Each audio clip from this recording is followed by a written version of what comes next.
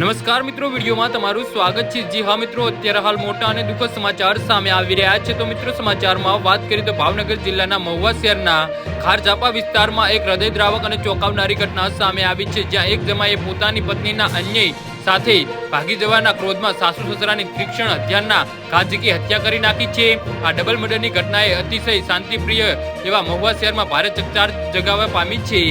જી હા મિત્રો, અત્યારે હાલ મોટા અને દુઃખદ સમાચાર સામે આવી રહ્યા છે।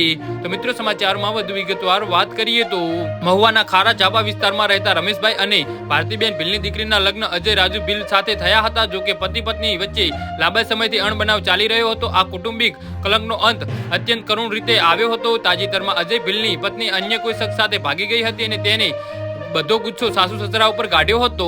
જી હા મિત્રો, અત્યારે હાલ મોટા અને દુઃખદ સમાચાર સામે આવી રહ્યા છે।